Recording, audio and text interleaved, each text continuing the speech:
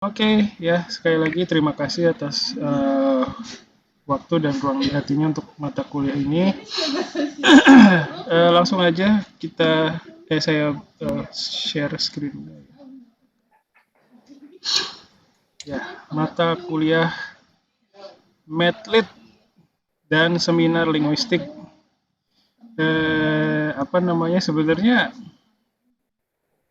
tadi siang juga udah ngobrol sih, nanti apa namanya videonya juga udah ada. Tapi mungkin karena mata kuliahnya sama, mungkin videonya salah satu aja saya publish ya. Tapi saya publish semua. Tapi yang satu nggak saya publikasikan ke umum gitu. Mungkin seperti itu. Untuk kepentingan channel pribadi saya supaya nggak tumpuk-tumpuk gitu ya. Subscribe-nya banyak tentu ya. Iya berharap sih ya bisa monetize gitu, bisa. Tapi ya kalau mau Watch monetize time itu udah ya. berapa menit sih? Hah? Watch time YouTube-nya udah berapa menit? Wah masih jauh. Oh jauh. Kan sampai 4.000 jam kalau nggak salah ya. 4.000 jam ya. Itu masih jauh perjalanan saya. Oke. Ya. Seperti itu. Terus apa lagi ya? Ya kita mulai saja.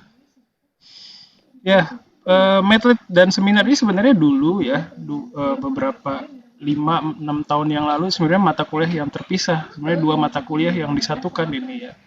Dulu itu ada Medlit linguistik dan seminar linguistik dulu ya. Tapi karena ada peninjauan ulang terhadap kurikulum perbaikan ya, jadi mata kuliah ini disatukan. Jadi lah sekarang Medlit dan seminar linguistik. Ada plus minusnya sih ya. Kalau plusnya kalau dilihat dari kurikulum tuh kurikulumnya lebih kompak ya. Terus jadi banyak ada ruang untuk memasukkan apa namanya input lain itu pelajaran lain di bagian yang kosong. Jadi apa namanya isinya tuh lebih padat gitu ya.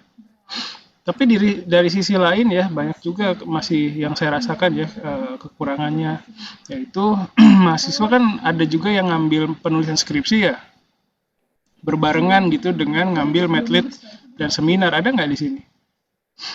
Ada sensei. Ya, ya itu pasti mengalami kesulitan ya karena di saat yang sama, di saat kalian mau belajar nulis bab 1 dituntut untuk menghasilkan bab 1 di waktu yang sama gitu. Jadi bener banget. iya, iya kan? Aduh, iya tantangan. Ya, saya bisa paham kesulitannya ya. Jadi apa namanya berusaha sih masih berusaha ya insya Allah udah ngerti sih kondisi kalian ya sulit gitu ya. Oke. Nah nanti ya untuk yang sudah mengambil penulisan skripsi ya itu resikonya pusing-pusing ya. Tapi semoga dengan kuliah pertama ini bisa lebih membuka apa namanya ada masukan baru ya nanti supaya pembuatan bab satunya bisa lebih lancar. Dan sebenarnya kalau kalian lihat di WhatsApp group itu WhatsApp grupnya mohon maaf saya satukan ya supaya apa namanya saya takut ini kebanyakan ya grupnya pusing. Juga pemain siang. Iya. Sebenarnya ini nanti kalau jadwalnya berubah itu ya boleh sih yang malam mau ikut siang, siang mau ikut malam itu terserah sih nggak apa-apa nggak sama sekali nggak masalah asal ininya absensinya yang bener aja gitu. Absensi kalian yang maintain sendiri gitu, yang manage sendiri itu yang saya harapkan. Kuliahnya dimanapun terserah mau ikut nggak sempet lihat videonya doang nggak apa-apa. Intinya tuh bukan ini ya, bukan ketemu itu ya penting sih. Kadang saya juga ngerasa pengen ada gitu. Alhamdulillah ada yang bisa memunculkan wajahnya, jadi saya senang juga gitu ketemu ya. Tapi ya bukan itu. Yang penting adalah kalian bisa memahami apa yang harus kalian lakukan mulai dari sekarang gitu ya. Nah kalau misalnya dengan perkuliahan saya kalian nggak paham, nah itu harus disampaikan, gitu. harus bisa komunikasi. Oke, saya mulai aja deh slide-nya. Yang pertama definisinya tadi seperti yang saya sudah sampaikan ya. Pertama, ini gabungan dari dua mata kuliah, itu metode penelitian dan seminar. Kalau di metode penelitian itu kita mempelajari bagaimana melakukan penelitian ya. Mungkin sehari-hari sebenarnya kita sudah melakukan penelitian, tapi mungkin ya bentuknya masih sederhana ya. Kayak misalnya apa namanya, tetangga sebelah beli motor baru, itu dari mana itu ya? Melakukan penelitian ya dengan metode ya wawancara, atau dengan wawancaranya itu open ended question misalnya. Gitu ya. Ya sebenarnya melakukan, tapi mungkin masih bentuknya masih sederhana ya. Oke, terus di seminar itu nanti kita akan belajar ya dari pertama, nanti akhirnya tuh saya apa namanya, berharap kita bisa sama-sama buat bab 1 dan bisa mempresentasikan itu gitu ya. Apa rencananya ke depan gitu. Jadi setengah semester pertama itu sampai UTS kita belajar gimana meneliti. Nah, setengah semester berikutnya sampai UAS itu saya harap kalian bisa produktif, kita bisa diskusi, bisa saling mempresentasikan apa pemikiran kita, apa rencana kita ke depannya gitu. Oke. Terus targetnya ya, pertama adalah memahami penelitian itu apa sih, untuk apa gitu ya. Terus menumbuhkan sikap, kemampuan, keterampilan meneliti dalam mahasiswa. Jadi sebenarnya kita sudah punya kemampuan itu, cuman di di dalam mata kuliah ini kita coba lakukan penelitiannya lebih terstruktur ya, lebih konkret, apa tujuannya, apa langkahnya, metode yang digunakan, hasil yang diharapkan seperti apa gitu ya. Terus memahami dasar-dasar metode penelitian. Metode penelitian kan cara meneliti ya. Ada cara apa saja di penelitian ini gitu. Santai aja ya.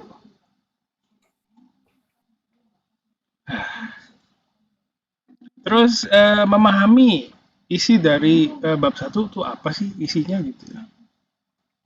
Dan mampu menghasilkan yang memproduksi bab 1 dan dengan mengangkat tema yang kalian minati. Jadi ingat, hal yang kalian minati, jangan sampai bikin sesuatu yang kalian nggak suka. Oke, terus standar perkuliahannya ini juga yang standar sih, kita akan gunakan portal itu sebagai absen ya, untuk memasukkan absen presensi kita, untuk menginput nilai kalau kalian melihat nilai ya. Terus untuk tugas-tugas segala macam itu lewat Google Classroom. Terus WhatsApp group untuk komunikasi, dan ada YouTube juga untuk membackup kalau kalian nggak bisa ikut sesi Zoom ya, bisa lihat video rekamannya.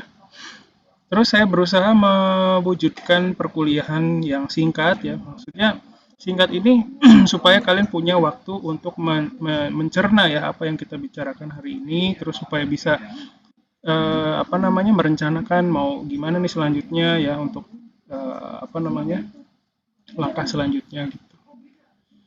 Terus kalau asinkron nanti ya kita obrolin paling lewat GCR atau video YouTube ya. Terus ini ya, tidak ada kata terlambat, tidak ada kata alfa, tidak ada kata izin, tidak ada kata sakit. Kenapa? Karena kalian bisa mengikuti perkuliahan ini kapan dan di mana saja, literally begitu ya. Saya hari ini saya sibuk ya nggak apa-apa, silakan sibuk. Nanti kalau sudah tidak sibuk, lihat videonya gitu. Tapi jangan lupa absen ya, absennya kan dibatasi waktunya ya. Nah itu mohon untuk record tidak perlukah? Oh ini saya sedang record sebenarnya.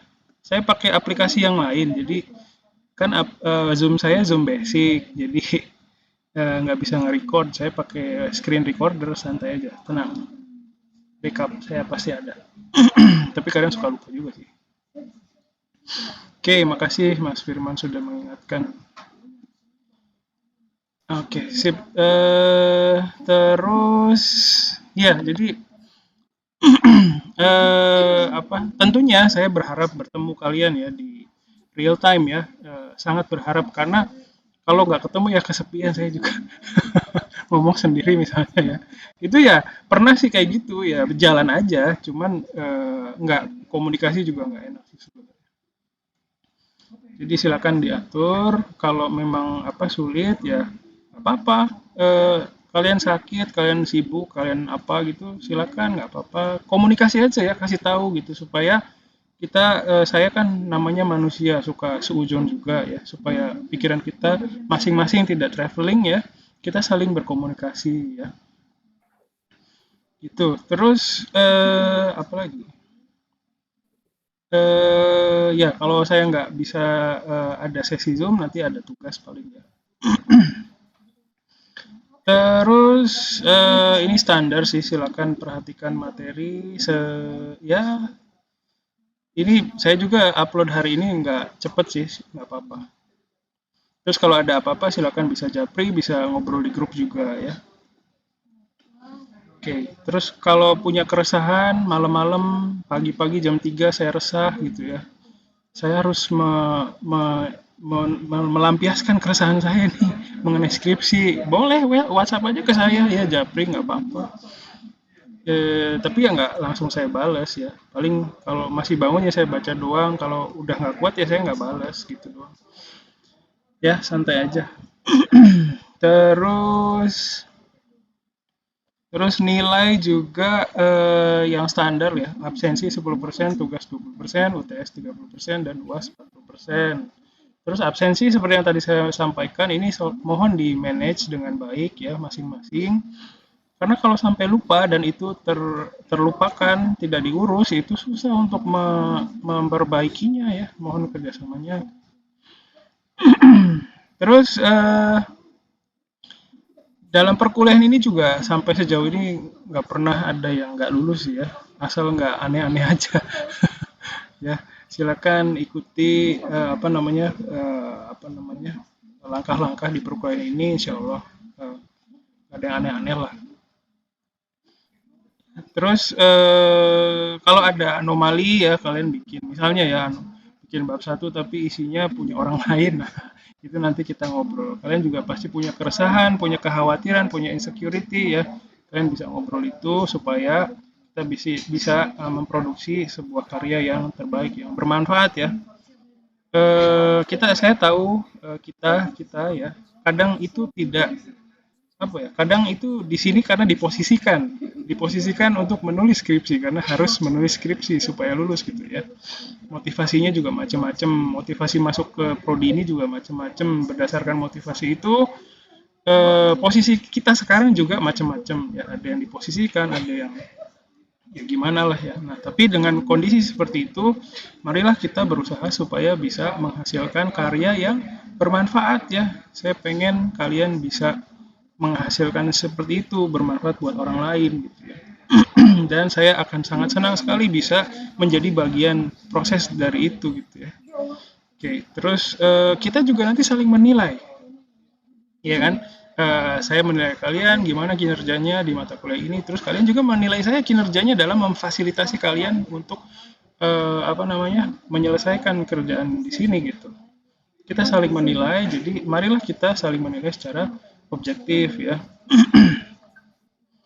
Kalau mau kasih masukan boleh di tengah perkuliahan, kapan saja boleh, asal yang yang jelas gitu. Jangan sampai menimbulkan, kalau apalagi ngisi angket ya setelah ujian gitu, terus ngisi angket, terus angketnya tuh yang menimbulkan makna yang lain gitu. Jadi timbul fitnah misalnya. Itu yang paling nggak saya harapkan sih. Misalnya contoh-contohnya yang kayak gini saya pernah juga sih dapat. Kadang dapat tulisan misalnya kayak gini, mari kita berusaha memasukkan semaksimal. Nah, ini saya kalau atasan saya baca kan menimbulkan pertanyaan, ini Pak Hari kerjanya gimana nih gitu kan. Padahal saya kerjanya standar aja gitu. Biasa aja, maksudnya nggak kasih tugas segambreng terus harus selesai besok gitu ya, nggak pernah kayak gitu. Jadi sejauh ini sih kayaknya normal-normal aja. Saya juga nggak bisa menilai diri saya sendiri sih, tapi kalau dapat angket kayak gini juga agak sedih juga karena jadi atasan saya ya jadi curiga nanti ya, mempertanyakan gitu. Dan silakan menuliskan sesuatu yang berdasarkan kenyataan. Kalau sudah sepakat misalnya, ya sepakat kita ada Zoom ya setiap hari. Nah, sebenarnya setiap hari, setiap minggu misalnya. Nah, sebenarnya ada mahasiswa yang nggak mau sepakat gitu. Saya nggak mau Zoom setiap minggu, saya maunya 2 minggu sekali. Nah, ada mahasiswa yang seperti itu, tapi tidak menyampaikan keberatannya dan menyampaikannya di angket gitu. Sebenarnya saya nggak suka Zoom tiap minggu, tapi dosennya maksa misalnya. Nah, itu saya berharap tidak terjadi seperti itu karena kalian bisa menyampaikan keberatan kalian, keresahan kalian, kekhawatiran kalian selama perkuliahan berjalan ya. Kita memulai ini dengan niat baik ya, sama-sama. Kalian mau niat baik, mau belajar, saya juga mau belajar, saya juga pengen bantu kalian sampai lulus ya. Nah, mari kita mengakhiri ini dengan happy ending ya. Dan tanggung jawab saya itu tidak berhenti di mata kuliah ini aja, sampai kalian lulus ya. Jadi kalau kalian punya keresahan, punya hal-hal yang mau diomongin mengenai skripsi ya, itu silakan boleh. Walaupun bukan pembimbingnya gitu, bukan pembimbing skripsi, nanti saya bisa kasih ya masukan lah gitu. Ya silakan bisa ngobrol kapan aja. Nggak kapan aja sih. Ya maksudnya bisa ngasih tahu gitu ya. Kita bisa bikin waktu buat ngobrol. Terus bentuk perkuliahannya ini seperti yang sudah disampaikan tadi ya. Terus ini pola pikir saya ya.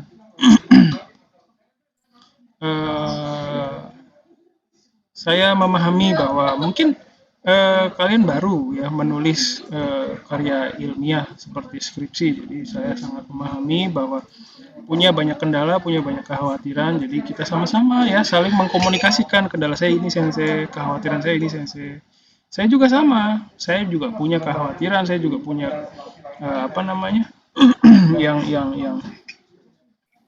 kendala ya, jadi saling berkomunikasi. Komunikasi adalah paling penting. Terus kita akan belajar dari nol sama-sama ya. Saya berusaha memahami kalian dari nol gitu ya. Sama kita akan belajar dari nol. Jadi dan untuk mencapai target itu kita harus bekerja sama ya, kerjasama. Literally harus kerjasama.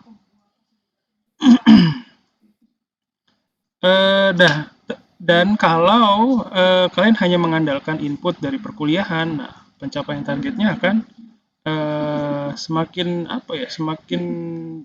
sulit ya. Maksudnya kalau hanya mengandalkan masukan dari saya itu susah. Jadi kalian juga harus mulai dari sekarang itu harus aktif membaca ya. Saya juga nggak suka baca sebenarnya. Maksudnya saya pribadi nggak suka baca. Semoga nggak sama kayak saya ya kalian ya. Tapi sebenarnya nggak boleh ngomong gitu sih. Oke, terus kita belajar bersama ya, dari yang merasa tidak mampu ya, nanti insya Allah kita akan berusaha bersama supaya jadi lebih mampu ya. Terus kalian juga bisa berekspresi bebas di sini.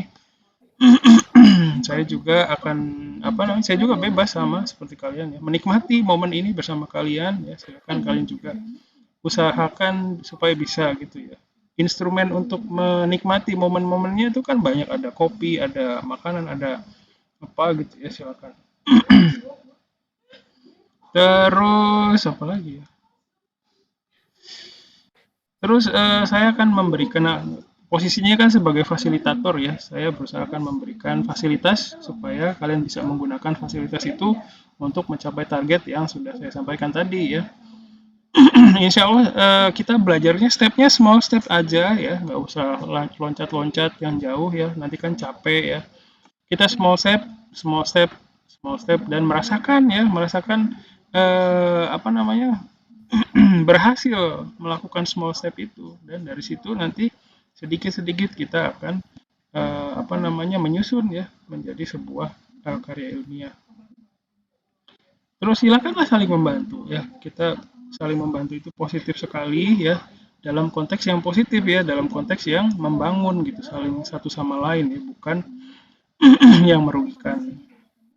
Kadang yang merugikan itu nggak kerasa itu merugikan, nah, itu hati-hati ya. Mungkin nanti kalau ada kita saling mengingatkan saja. Terus sesi ini milik bersama ya, silakan kita bangun sesi ini bersama ya supaya ini menjadi sesi atau tempat kita bisa belajar maksimal ya, tanpa harus dihantui oleh hal-hal yang kayak nilai gitu, ntar gue nilainya gimana gitu ya gitu. Aduh sensei, saya berat banget harus baca gitu. Aduh, ya nggak apa-apa, dari start yang kalian titik di mana kalian bisa memulai itu silakan mulai dari situ. Sedikit-sedikit dulu, pelan-pelan ya, tapi jangan sampai terbuai dengan kondisi fasilitas saya yang kendor gitu loh. Jadi takutnya Kaluge. Iya. Teresa Angelina Kaluge. Angel. Susah amat nama orang. Ya. Oke. Ya, apa tadi? Ya, jadi sama-sama ya.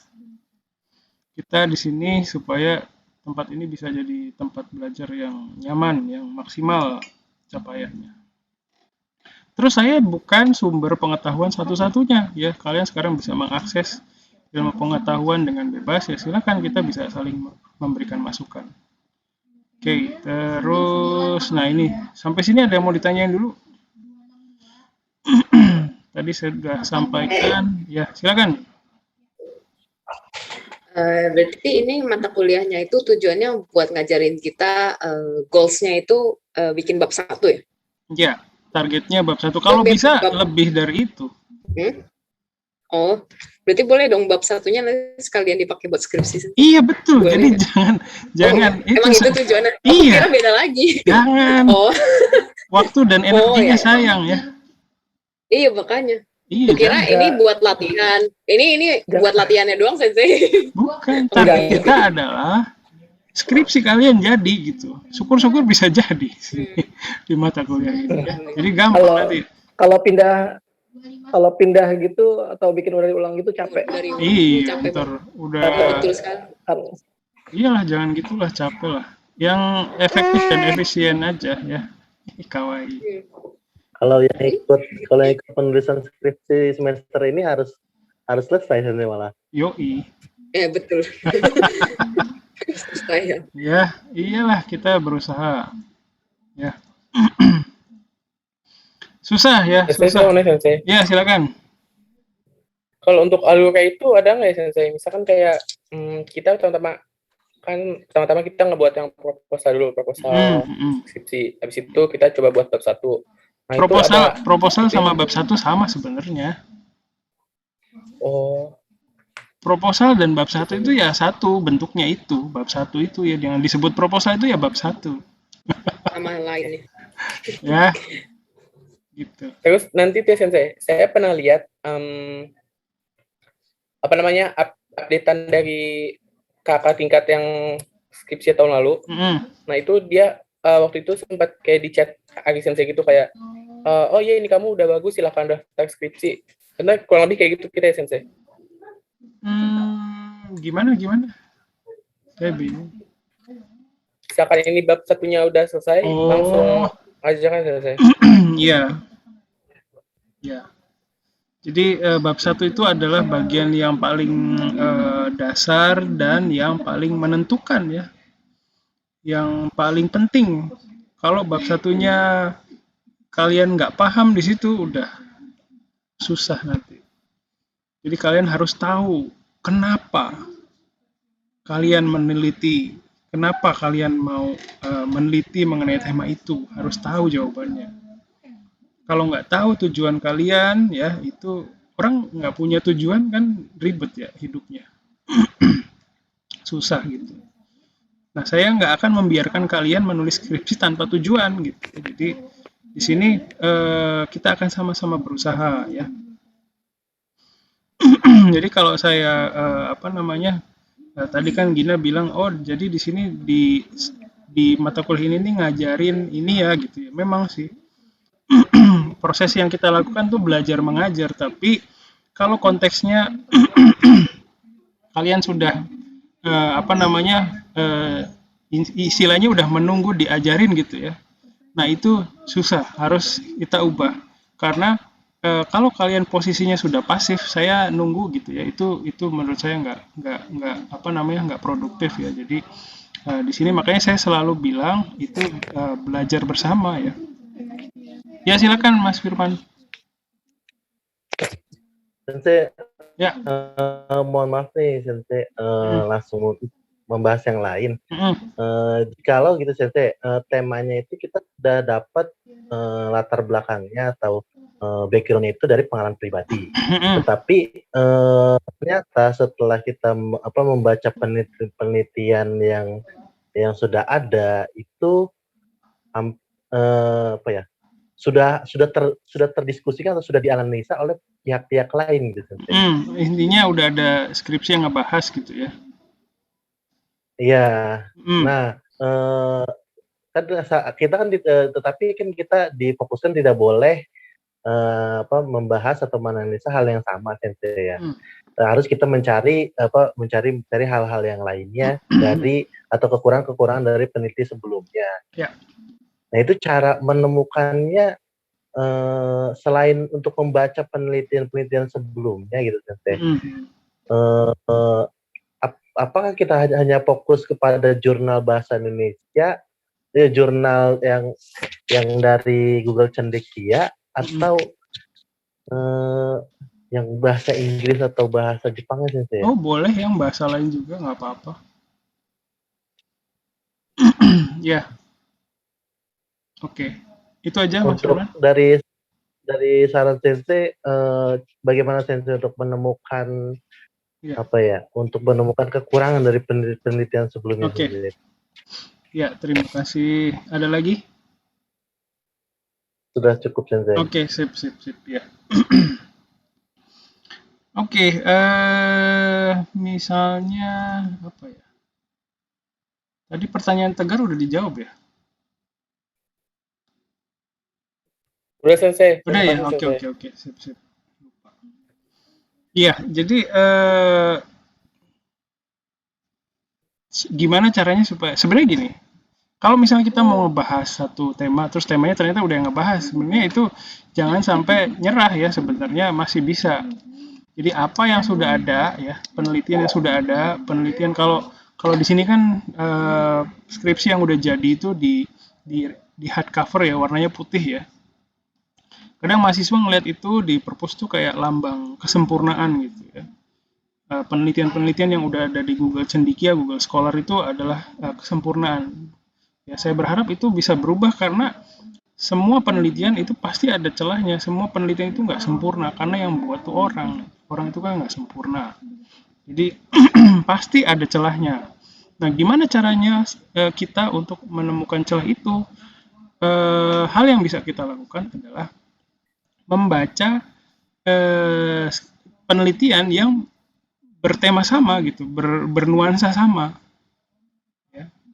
Kita membaca dan membacanya tidak cukup dengan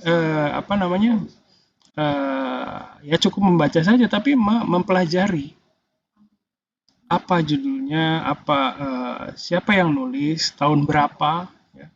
Terus untuk membahas tema tersebut dia menggunakan data berupa apa, dari mana, gitu. Harus rinci informasinya.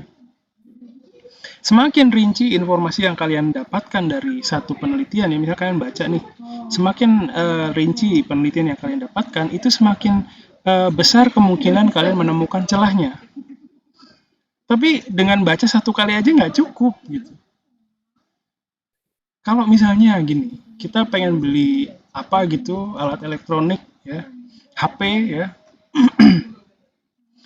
itu untuk menemukan kelebihan atau kekurangan sebuah HP itu kan nggak mungkin kita pegang-pegang sebentar terus kelebihannya ini Pak. Iya bisa menemukan ya misalnya dengan observasi visual gitu. Oh HP ini kebesaran, oh HP ini terlalu berat, oh HP ini ketebalan misalnya. Tapi untuk mengetahui esensinya kan nggak bisa dengan cara begitu aja kan. harus mempelajari, harus menggunakannya gitu, harus mempelajari itu secara rinci. Untuk mengetahui apa kekurangan itu harus rinci. Dari selesai dicas sampai habis baterainya berapa jam gitu. Terus untuk apalagi misalnya itu harus rinci begitu. Setelah kita tahu rinci, itu kan belum tahu juga itu sebuah kelebihan atau kekurangan sebelum kita melihat HP yang lain merasakan juga yang sama gitu kan. Itu hal yang menurut saya yang patut kita lakukan gitu. Makanya yang pertama membaca penelitian yang terkait, tapi nggak cukup satu, baca yang lain juga, baca beberapa, nanti akan menemukan sebuah benang merah. Oh ternyata selama ini penelitian mengenai A itu menggunakan data yang ini, tapi belum ada data yang ini nih gitu. Nah untuk menemukan pencerahan itu tidak mungkin bacanya cuma satu penelitian, 2 gitu ya. Nggak mungkin, susah. Nggak akan, itu kalau ketemu ya itu beruntung aja gitu. Ya, jadi saya pun waktu nulis penelitian-penelitian saya juga begitu. Apa yang saya lakukan pertama adalah mencari tahu penelitian-penelitian sebelumnya, udah ada.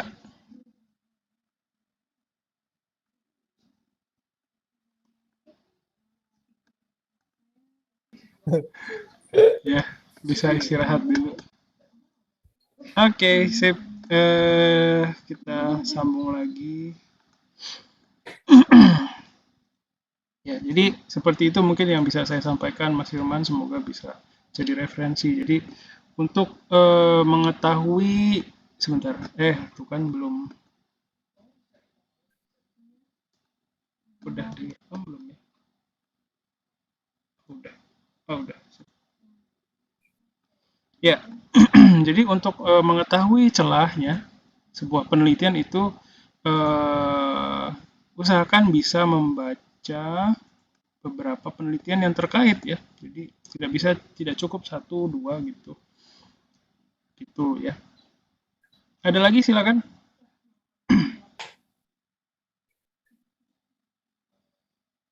Sama lah kayak misalnya kayak nyari pacar gitu ya. Ini analoginya jelek sih. Misalnya setelah punya mantan berapa gitu kan, jadi tahu ini kelebihannya dia apa gitu, kekurangannya apa ya. Analoginya nggak bagus sih, cuman ya sama kayak gitu. Aduh. Oke, ada lagi yang lain silakan. Udah, kita lanjut dulu ya. Ya, jadi pada dasarnya penelitian itu adalah upaya kita dalam mencari solusi ya, menyelesaikan masalah yang kita hadapi dengan melalui penelitian. Terus penelitian juga merupakan upaya kita dalam mencari sebuah kebenaran tentang satu hal ya. Jadi misalnya mau cari tahu partikel itu susah, ya benar nggak sih? Nah itu bisa dicari tahu lewat penelitian misalnya. Contoh yang paling gampang gitu. Terus di sini kan ada mencari kebenaran ya. Jadi mencarinya ini ya mencari, menemukan, terus menguji ya. Menguji sebuah jawaban misalnya menguji sebuah pernyataan ya, misalnya partikel Wa dan Ga itu sulit dipelajari, atau partikel dan Wa dan Ga itu sebenarnya misalnya perbedaannya di bagian mana gitu ya. Nah itu kita membuktikan dengan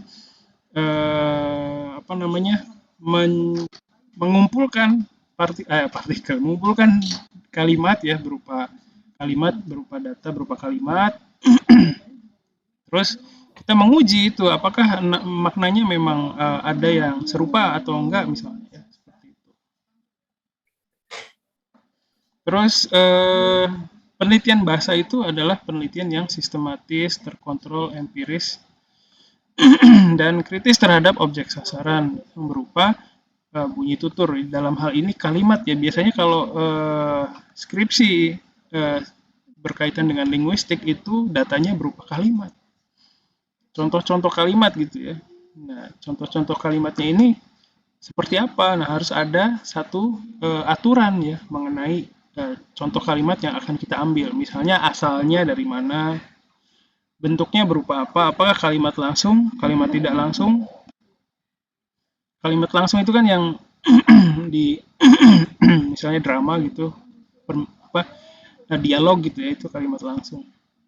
Kalau kalimat tidak langsung kan itu berupa kalimat ya, berupa pernyataan biasanya. Gitu. Atau ada juga yang unik, misalnya kalimat lisan tapi tertulis, ada yang kayak gitu. Contohnya apa coba? Ada komik misalnya ya, itu kan sebenarnya ada kan yang kalimat langsungnya ya, kalimat lisannya tapi tertulis dia. Jadi mungkin komik itu kadang jadi satu sumber data yang kita bisa tahu fenomena atau gejala-gejala apa gitu dalam kalimat lisan ya, kalimat percakapan, tapi ngambil datanya tuh nggak susah gitu. Ya, kalau kalimat percakapan kan kita harus misalnya harus dengerin audio gitu kan. Terus untuk menganalisis itu audionya harus dicatat dulu jadi bentuk kalimat ya. Harus dibuat skripnya gitu. Dan saya berarti komik bisa dipakai buat sumber objek penelitiannya. Bisa. Ya. Oh, ada beberapa dosen yang tidak menyarankan komik Sensei. Itu tergantung penelitian apa dulu. Nah, yang cocok dengan penelitian komik ini linguistik termasuk? Linguistik bisa. Oke. Kan itu bentuknya ujaran kan ya. Ujaran. Bunyi tutur bahasa gitu kan. Nah, kalau gejala-gejala yang ada di kalimat itu mau kita teliti bisa. Ya, oke. Oke, sip. Saya lanjutkan dulu ya. Mungkin nanti gini loh. Kalau misalnya kalian dengerin omongan saya, itu merasa nggak paham, itu nggak apa-apa. Ya, bukan berarti kalau dengerin saya itu harus paham. Oh, Haris Sensei ini isi perkuliahannya tuh harusnya ini berkualitas, jadi harus paham saya. Kalau nggak paham berarti saya yang kurang. Kadang ada kayak gitu ya nggak sih? Itu jangan sampai terjadi sama kalian ya. Bukan berarti apa yang saya bilang itu kalian harus bisa paham gitu. Ada pemikiran kayak gitu, semoga nggak ada sih.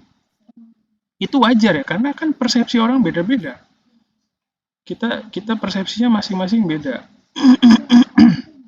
Jadi kalau misalnya kalian merasa tidak paham, itu wajar, nggak apa-apa, dan bukan karena kalian nggak berusaha gitu. Ya, ada dari pertanyaan dari Hans. Maaf Sensei, tadi contoh kalimat tidak langsung apa saja? Tidak langsung, kalimat tidak langsung. Kalimat langsung itu maksudnya ini ya, pembicaraan gitu loh, ngobrol di drama itu kan sudah ada. Hey, kamu gitu. Nah, itu kalimat langsung. Maksudnya langsung diomongin gitu. Kalimat tidak langsung itu ya kalimat yang tertulis. Intinya gini, lisan dan tulisan gitu. Maksud saya. Gitu ya. Semoga bisa lebih paham pakai lisan tulisan kali ya. Oke. Ya, jadi kalau ada yang nggak paham itu sama sekali bukan ini ya, wajar, bisa terjadi, memungkinkan ya. Jadi jangan merasa ntar kalau gua nanya nggak ngerti, ntar dikira nggak ini lagi, nggak berusaha gitu kan. Enggak, jangan ada perasaan seperti itu, malah mengganggu itu ya. Oke. Silakan kalau ada pertanyaan nggak apa-apa disampaikan aja. Kalau perlu ini silakan, nggak apa-apa, potong aja pembicaraan saya. Terus, nah ini kenapa kita sulit meneliti? Ini sebenarnya saya juga udah bikin konten sih sebenarnya dulu ya. Judulnya tuh kenapa kita sulit menentukan tema skripsi, itu ada di YouTube-nya jurusan ya. Semoga kalian udah. Nanti kalau ada waktu silakan tonton. Saya pikir sejauh ini sih kayaknya nyambung gitu. Relate. Ya, coba kalian nanti tonton, coba kasih tahu pemikiran kalian lewat komentarnya di YouTube ya. Terus pencet subscribe. Ya. Itu yang paling penting saja ya. Ya, di situ saya ngomong sih kenapa kita sulit menentukan tema skripsi ya. Jadi setelah ngobrol-ngobrol lama itu berujung di satu kesimpulan bahwa kenapa kita sulit menentukan skrip tema penelitian kita ya karena kita nggak ada minat. Ya, tidak ada keterikatan emosional lagi sama apa yang kita kerjakan. Kan kita ngerjain bahasa Jepang nih. Itu udah nggak ada keterikatan emosional lagi gitu. Beda ketika kita punya keterikatan emosional sama sesuatu. Kita terlibat gitu secara emosional, secara fisik ya sama hal itu pasti kita lebih mudah menemukan masalah. Kan kita di sini nyari masalah ya di skripsi itu ya.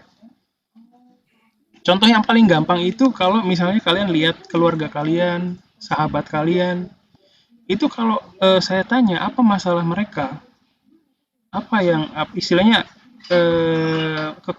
kekurangan mereka tuh apa sih? Itu pasti bisa ngomongin. Iya nggak? Sahabat kalian ada? Punya sahabat? Sedih amat bertanya. Ya, semoga punya ya. Ya punya saudara kan, ada saudara yang dekat gitu ya. Pasti punya kan. Dan kalau misalnya saya tanya sekarang, apa kekurangan sifatnya misalnya ya, dari sahabat atau saudara kalian itu.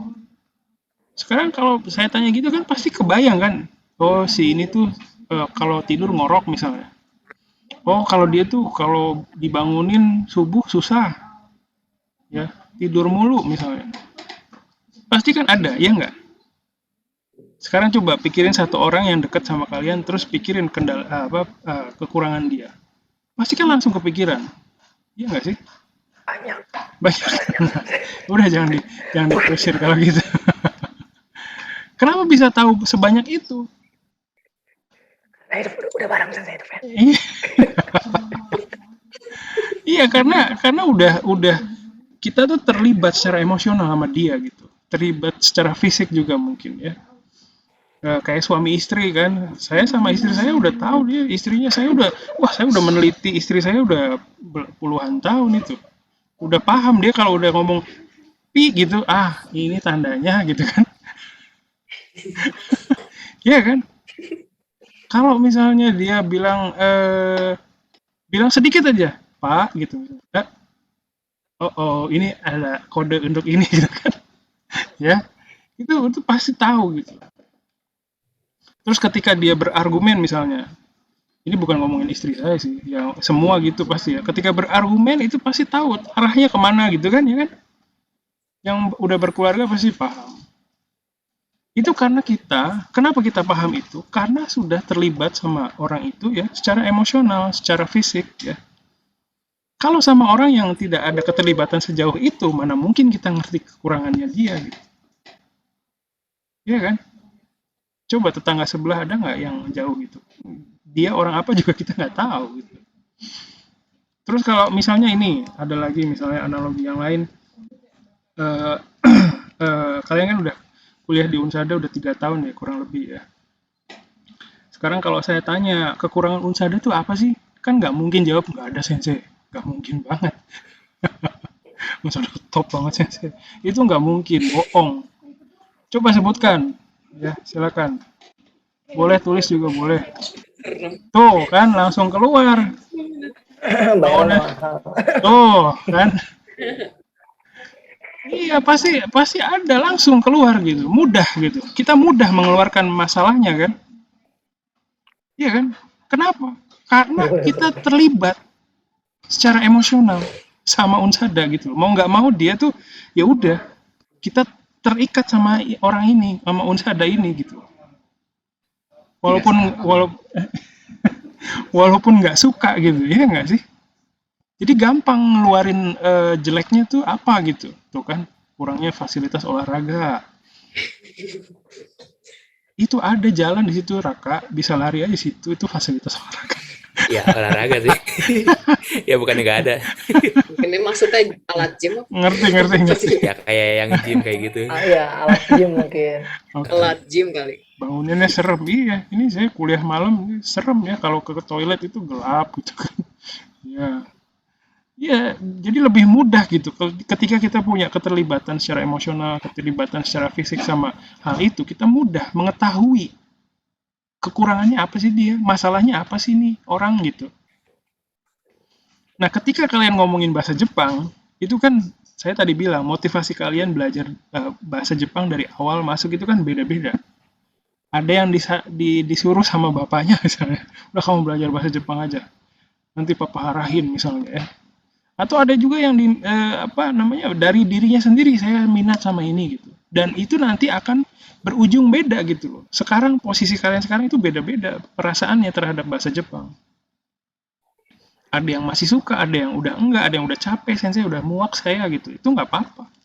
Kalian bisa bilang di kuliah ini, saya udah muak sensei sama bahasa Jepang. Ada yang udah mau muntah. Pasti kan ada perasaan itu. Nah, ketika jarak psikologis kalian itu sama bahasa Jepang udah jauh, itu kalian semakin bingung, semakin sulit gitu. Cari tahu apa sih masalahnya gitu. Sekarang saya disuruh untuk ngebahas masalah bahasa Jepang, tapi saya secara psikologis udah jauh sama dia gitu. Saya nggak tahu dia tuh kayak gimana lagi. Gitu. Jadi wajar kalau nggak tahu. Jadi wajar kalau misalnya kalian bingung mau ngebahas apa. Gitu. Kira-kira menurut kalian gimana pemikiran saya? Ya. Kalau ada yang beda nggak apa-apa. Saya nggak minta semua setuju gitu, enggak. Cuman kalau ada pemikiran lain silakan bisa sampaikan. Ya. Jadi, nah, caranya ini ada supaya kita bisa dekat lagi sama bahasa Jepang, mendekatkan diri ke bahasa Jepang. Ngomong-ngomong mendekatkan diri, kita maghribnya mau ini harus mendekatkan diri kepada yang kuasa juga sebenarnya. Berharap 18.30 kita bisa selesai sih. Kita skip dulu ya. Terus kenapa kita nggak bisa nentuin tema skripsi? Karena ya kita pengetahuan kita mengenai itu minim, ya. Karena kita nggak paham itu. Kaget. Ya. Jadi misalnya apa ya? Ya sama sih kayak tadi, misalnya contohnya ya. Misalnya kita diminta untuk menggambarkan masalah yang ada di pasar Klender. Ada yang tahu pasar Klender? Ya, adalah pokoknya namanya pasar Klender lah ya. Nah, deket rel kereta itu kan? Nah, itu. Deket SMA saya, Sensei. SMA berapa? 12. 12 bukan. Bukan 44, 12. Oh, oke. Jadi kalau misalnya kita udah pernah pergi ke sana, itu gampang, deskripsinya itu gampang masalahnya gitu. Ya, tapi kalau misalnya belum pernah pergi ke sana kan susah. Belum mengalami gitu loh. Ya kan? Buat yang udah pernah ke sana gampang, oh masalahnya ini jorok apa gitu ya. Tapi kalau yang belum kan nggak tahu. Lihat di Google misalnya ya, kan nggak dapet data yang akurat kan. Nah, makanya kalau misalnya kalian ingin membahas tentang sesuatu, ya misalnya tentang partikel ya, kita dalami dulu partikel itu apa sih, belajar ulang gitu. Jadi nanti kita paham ranahnya tuh masalahnya yang di mana gitu. Ya. Nah itu kan ya belajar wajar ya, kalau nggak tahu ya belajar gitu. Terus, nah dari proses itu kita berusaha meningkatkan kesadaran kita terhadap masalah. Kita nggak menyadari ada masalah karena ya kita nggak peduli lagi gitu. Ketika kita peduli, kita mulai peduli, itu masalah akan sedikit demi sedikit itu muncul. Ya, kalau kalian sama lingkungan sendirilah di rumah ya, di sekitar rumah, kalau nggak peduli nggak akan melihat masalah di situ, kecuali kalian lihat gitu ya, peduli. Ini bocah-bocah kok pada ngelem misalnya. Misalnya ya. Ini ada apa nih gitu, ketika peduli, tapi ketika nggak peduli ya udah biarin aja, lewat aja gitu, bukan masalah kan. Masalah itu tergantung orang yang ngelihatnya itu masalah atau bukan gitu ya kan ya. Terus nah ini bagaimana caranya supaya kita bisa memulai penelitian. Pertama, memulai dari hal yang dekat dengan kalian, usahakan yang dekat, yang pernah kalian alami. Misalnya kalian bisa flashback ya ke proses kalian belajar bahasa Jepang dulu, awal-awal itu kan pasti ada tuh kendala-kendala atau apa gitu ya. Itu bisa dimanfaatkan gitu sebagai awal. Misalnya dulu pernah ada minat sama apa, nah itu dimanfaatkan, minat sekecil apapun itu bisa dimanfaatkan. Terus setelah itu ya beralih ke cari penelitian yang terkait dengan itu. Gitu, ya. Jadi ini apa yang akan saya tugaskan untuk sampai minggu depan sebenarnya. Ya. Ya ini kita skip dulu, nanti kalian bisa baca ya. Tugas pertama adalah sampai minggu depan coba cari penelitian di lewat situs-situs ini. Nanti saya sebar juga sih PDF-nya ya. Nanti di GCR juga ada. Kalian cari penelitian yang kalian minati dengan kata kunci yang kalian misalnya partikel, ya cari dengan kata kunci itu partikel. Tapi tentunya kalau Google Scholar kan masih bisa ya, bisa bahasa Indonesia. Nah kalau yang 2, 3, 4 ini nggak bisa bahasa Indonesia, dia bisanya bahasa Jepang. Jadi kalau mau cari partikel dia harus diterjemahkan dulu Joshi gitu ya, Joshi gitu. Itu baru keluar penelitian-penelitian yang berkaitan dengan partikel. Coba baca ya. Waktu baca perhatikan judulnya, ya, penulisnya siapa, kapan ditulisnya, terus data yang digunakan tuh kan kalimat biasanya ya. Kalau kayak gitu. Nah, kalimatnya dari mana? Berupa kalimat apa? Lisan atau tulisan gitu. Ya. Terus metode yang digunakan tuh apa? Misalnya wawancara atau angket misalnya. Ya. Terus hasil yang didapatkan itu apa? Gitu. Jadi cobalah mengekstrak 6 hal ini dari penelitian yang kalian baca. Terus ketika kalian baca itu pasti ada kendala. Ada penelitian yang mudah dibaca, ada juga penelitian yang sulit dibaca. Penyebabnya itu macam-macam. Santai aja, nggak usah nyalain diri sendiri. Kadang ada penelitian yang cara penulisannya itu ribet. Kenapa cara penulisannya ribet? Karena mungkin orangnya juga yang nulisnya nggak paham. Atau hal yang ingin disampaikan oleh penulis memang rumit. Gitu. Jadi sumbernya macam apa, faktor yang bikin sebuah penelitian sulit dicerna itu banyak. Kalian kan juga baru memulai ya. Banyak kata-kata yang mungkin belum paham gitu. Jadi wajar kalau misalnya di awal itu sulit. Santai aja, nggak usah nyalain diri sendiri, coba aja berkali-kali. Saya juga kalau baca penelitian itu kadang perlu berkali-kali. Ya. Terus cobalah mengekstraksi sedikit-sedikit aja dulu ya, nggak usah. Kalau misalnya dalam proses itu, terus kalian mulai dendam sama saya, ada benih-benih seperti itu, nah hentikanlah prosesnya. Santai aja, ganti yang penelitian yang lain ya. Jangan sampai pekerjaan ini ya, itu jadi bikin kalian nggak suka gitu loh sama apa yang sedang kalian kerjakan. Nikmatin aja sedikit-sedikit ya. Tapi kalian tetap harus mempush diri kalian. Karena itulah proses mengembangkan diri itu ya susah. Ngembangin diri itu kayak orang yang niup balon sama balonnya. Orang yang niup balonnya juga susah kehabisan napas. Orang yang ditiup balon yang ditiup juga dia harus aduh gua udah pol nih, aduh jangan ditiup lagi gitu kan. Dua-duanya capek gitu. Ya, dari Hans Sensei berarti tugas pertama itu kita langsung mencari tema ya Sensei. Tidak topik dulu. Tema topik apa bedanya saya juga nggak paham. Intinya coba kan sekarang di kepala kalian udah ada tuh gambaran sedikitnya, paling nggak ada lah apa yang mau kalian bahas, hal apa yang kalian mau bahas tentang entah tema entah topik apa aja, tapi adalah hal yang ingin kalian tertarik gitulah terhadap hal itu. Mulai ya dari situ nyari penelitian gitu, nyari penelitian yang yang kalian minati ya. Mungkin nggak ada, karena saya juga pribadi nggak minat sama penelitian. Tapi paling nggak ininya ya, dekat dengan apa yang mau kalian kerjakan gitu. Ya, terus nanti saya publish di Google Classroom ya, nanti detailnya bisa kalian baca di situ. Ya Pak, terus kalian bisa mengakses link ini yang ada di info WhatsApp group. Itu ada akses, ada folder ini, di dalam foldernya itu ada macam-macam. Silakan bisa kalian lihat, ada contoh bab 1 di situ, ada macam-macam, ada e-book juga ya.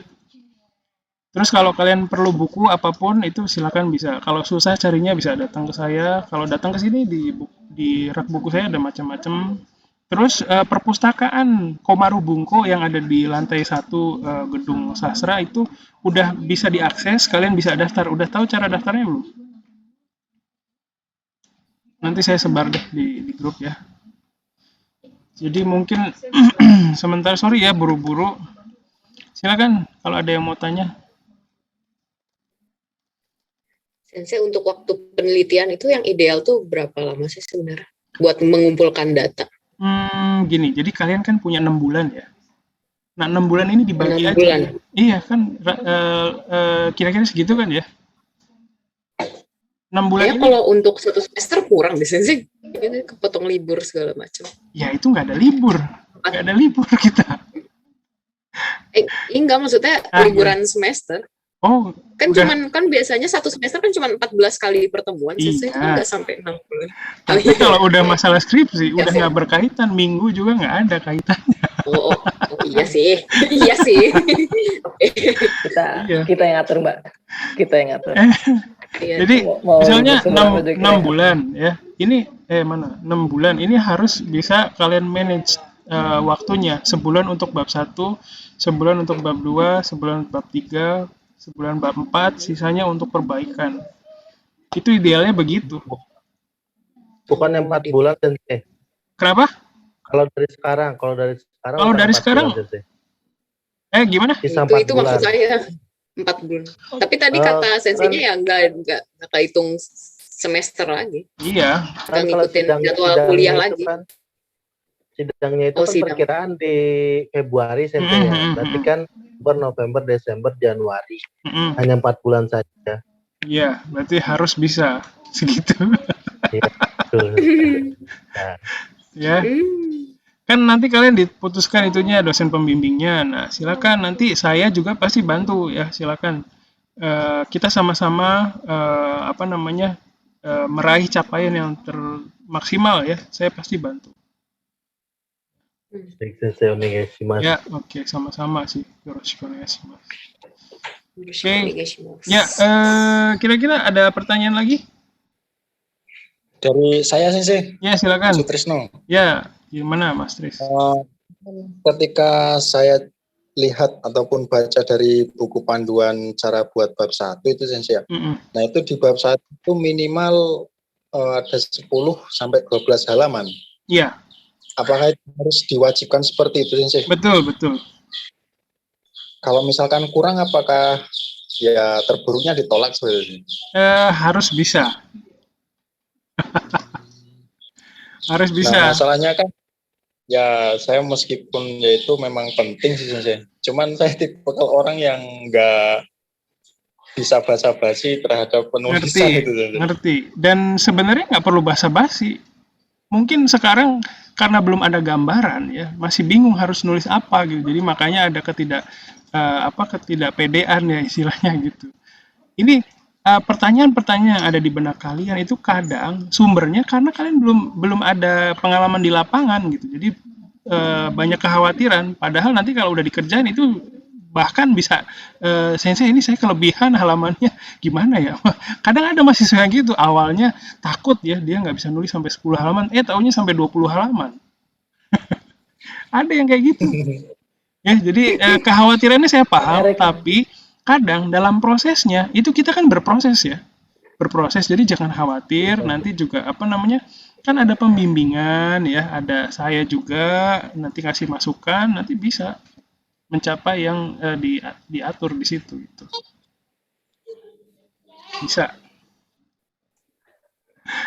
Ya, gitu Mas. Ya, saya usahakan karena saya kemarin coba bikin cuma dapat 6 halaman. Iya itu udah maksimal, udah bagus dong, udah bagus banget itu. Nanti tinggal ngobrol lagi, apa yang perlu dikembangkan gitu kan, ya. Kan ini karena belum ngobrol, ya kan? Enggak, udah ngobrol ya. Baru dikerjain sendiri. Iya sih. Nah, maksudnya itu kan pembimbing akademik itu saya juga diskusi sama teman-teman itu kita ngajuin proposal buat penulisan skripsi itu sampai tanggal 12. Nah, jadi kita kan masuk ke pembelajaran cara buat bab 1 di mata kuliah metode. Jadi sepertinya itu instruksi seperti itu menurut saya ya kurang efektif gitu. Nah, makanya sebenarnya nggak dianjurkan kalian ngambil penulisan skripsi sebenarnya. Saya kan tadi di awal bilang itu resikonya gitu. Semangat. Ya, jadi apa namanya? Itulah resiko yang kalian ambil ketika yang harus kalian hadapi ketika kalian mengambil mata kuliah penulisan skripsi di saat kalian harusnya mengambil mata kuliah medlit dulu. Gitu. Ya. Tapi ya apa namanya? Saya juga bukan berarti itu resiko lo, rasain lo. Bukan. Saya di sini juga pengen kalian apa namanya, saya bisa apa namanya, membantu juga gitu. Silakan nanti bisa ngobrol lagi. Ya, jadi makanya saya berharap ini kan kalau kayak gini nih, saya juga pengen sholat maghrib gitu ya. Jadi apa namanya, semoga nggak keberatan bisa dipindahin ke Senin jam 8 gitu. Kira-kira gimana? Oh ya, sih boleh juga sih. Ya, jadi kan lebih santai ya, lebih ini. Terus gimana ya, Sensei? Kenapa Tegar? Dipindahinnya seterusnya kan Sensei? Iya, seterusnya. Oke ya, jadi kalau nggak ada yang keberatan, saya mau dilanjutkan nih perubahannya ke pihak prodi mau ngobrol, gitu ya. Oke, sip. Ya, saya harap saya anggap itu sudah sepakat ya. Makasih. Absennya tetap hari ini ya Sensei? Absennya nanti saya tanya dulu ya. Nanti saya tanya dulu gimana mekanismenya. Nanti kalau syukur-syukur bisa pindah secara official gitu. Jadi absennya nggak ribet. Nggak ribet harus sekarang ya. Oke, karena udah maghrib ya. Kita mohon maaf. Mepet banget nih Sensei. Iya, aduh. Ya, nanti kita sambung lagi ya. Nanti coba usaha dulu, coba nanti baca dulu instruksi saya, coba dikerjain dulu ya. Apa namanya? Nanti kita ngobrol lagi minggu depan. Semoga minggu depan udah bisa diubah ke Senin ya. Oke, baik. Ya, mohon maaf ini nggak bisa lama-lama. Terima kasih. Jadi kejar waktu. Ya, assalamualaikum warahmatullahi wabarakatuh. Waalaikumsalam warahmatullahi wabarakatuh. Ya, makasih. Bye bye.